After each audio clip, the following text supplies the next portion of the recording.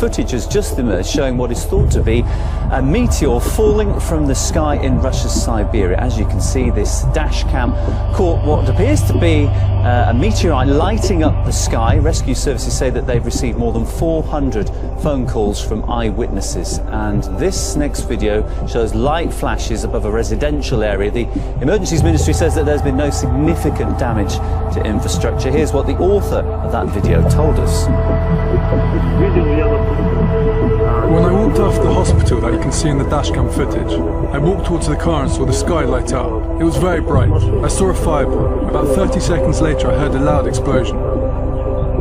Okay, let's get more on this story now. RT's Miguel Francis Santiago joins me in the studio. And the first question I'd like to ask you, apart from what happened, was I'm quite curious. Meteor or meteorite? What are we dealing with here? Well, actually, see, a meteorite is something that falls from the space and touches the Earth, while a meteor is the one that breaks up in the sky without really causing any significant touchdown. There you go, there's an important distinction. Yep, learn something new every day, huh? Well, but this one, you know, they keep on falling, Neil. This is the third one since 2013, so the Chelyabinsk, we had a major one that shattered windows and people had to duck for cover underneath their office tables. You know, that explosion burned up at an altitude of 30 to 50 kilometers. Its fragments crashing onto the Earth over a large territory in the Chelyabinsk area, with the more heavy pieces landing around the Lake Chebarkur, which is 78 kilometers west of Chelyabinsk, and the largest piece weighing half a ton. So you can imagine how some of these people at this latest one in eastern Siberia were really fearing for their lives. That's it, isn't it? Because they're just worried about the impact. If it hits the ground, there is a serious danger. Oh yeah. You know, and eastern Siberia, of course, Siberian population, 40 million people. That's 27% of the Russian population. A lot of people in the Caucasia region who saw this thing light up the sky in an instant were quite worried. Of course, the people living near the city of Sayanorsk, if I'm pronouncing that correctly, were really worried because of several hydropower plants located in the area, and over 420 calls were placed into the emergency services and logged with people really worrying. Let's listen to some of them.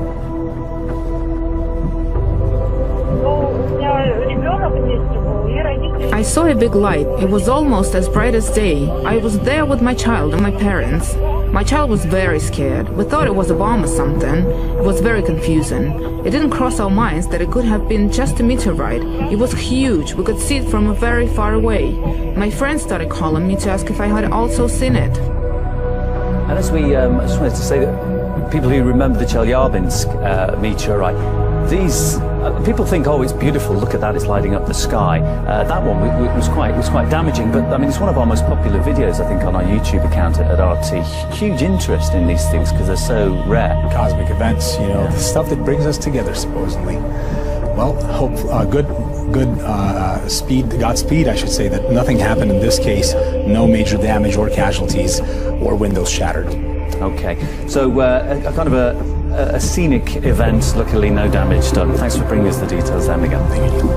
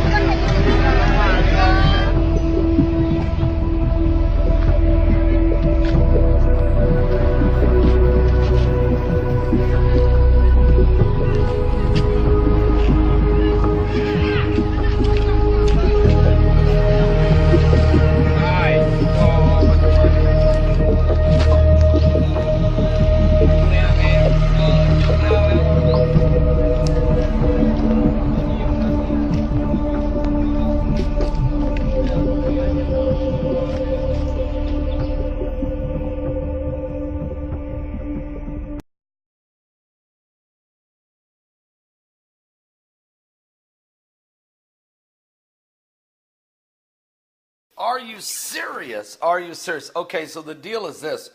President-elect Donald Trump is going to have to deal with some struggling in his own intelligence agencies as the conflict over Russia is beginning to build a rocky start for his administration. Matter of fact, according to the Crusader Journal, President-elect Donald Trump's rejection this weekend of the U.S. intelligence analysis conclusion that Russia intervened in the 2016 election, helping him to win the White House in the latest in a string of conflicts between Trump and the intelligence community.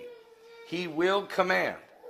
Most of them involve Russia, which has grown increasingly aggressive, according to what U.S. intelligence agencies have told Congress and the administration of President Barack Obama, now in Syria and in Ukraine. So they're becoming very aggressive in their analysis. The agencies also reported that Russia has ratcheted up their activities in cyberspace, including meddling, sometimes covertly, in European and U.S. elections.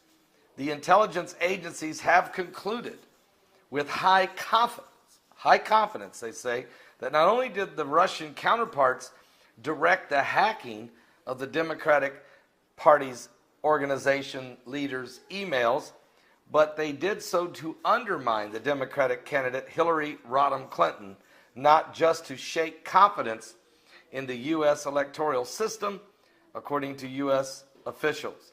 The president-elect's transition team responded by releasing a statement that says, according to Trump, the margin of victory was overwhelming, and that the attack on U.S. intelligence community's work on Iraq said, aren't these the same people that concluded that there were weapons of mass destruction in Iraq?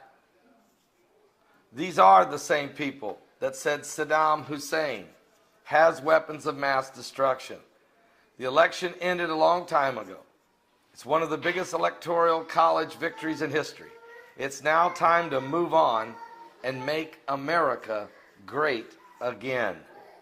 Now, in a statement issued yesterday, California Democrat Adam Schiff, a member of the House Intelligence Committee, called the Russian hacking of the U.S. election spectacularly successful. And one would also have to be willfully blind not to see that these Russian actions were uniformly damaging to Secretary of State Hillary Rodham Clinton, and it was helpful to Donald Trump. I do not believe this was coincidental or unintended.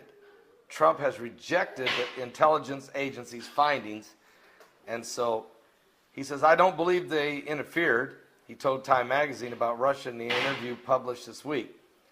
That became a laughing point, not a talking point. A laughing point. Anytime I do something, they say, oh, Russia interfered.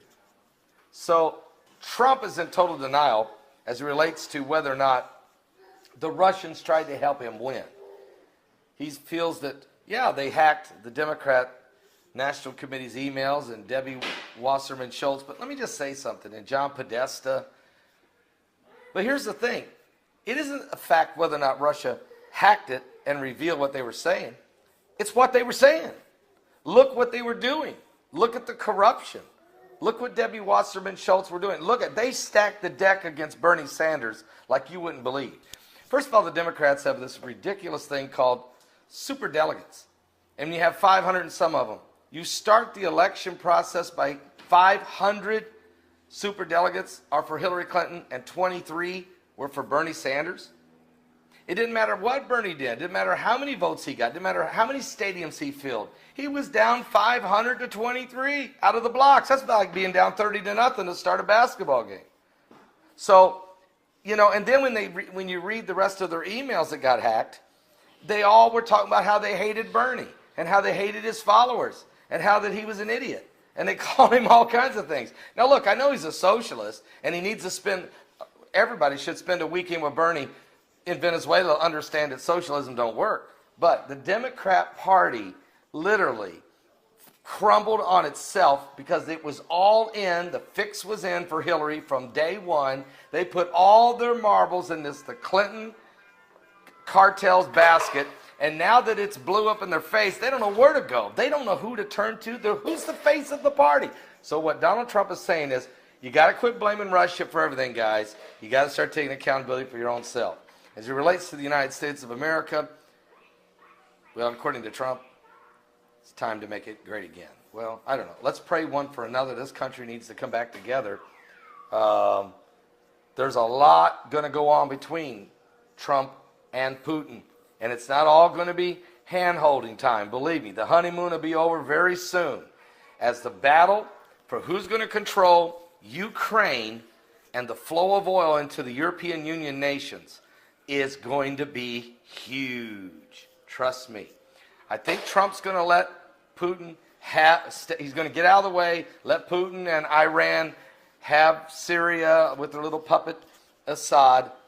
But in return, Trump wants, I'm sure Trump's going to say to Putin, you got to back out of Ukraine. You got to kind of back away and not threaten the other NATO countries. Let's have peace among each other. Let's see how it plays out. It's going to get ugly. It's going to get uglier. Are you saved? Give your life to Jesus Christ. This is what the Bible said. There'd be wars and rumors of wars. And certainly, folks, we're living in the last days. It is going to get intense. Believe me. There is military assets of the United States, the Russians, and the Chinese moving around the globe. Everybody's getting in position to protect themselves from one of the others going on the offensive. Let's pray one for another. I'll be back with more current world events and how they relate to Bible prophecy. Do not miss tonight's live broadcast. BP Earthwatch will be our guest. Again, we have to bring him in because of the revelation and information, this earthquakes, and the second wave of energy from these huge gamma rays that are coming. What happened in 2004? We had a 9.1 earthquake. We had an 8.1 and a 9.1 back to back, and 250,000 people got killed. This wave coming is greater than that.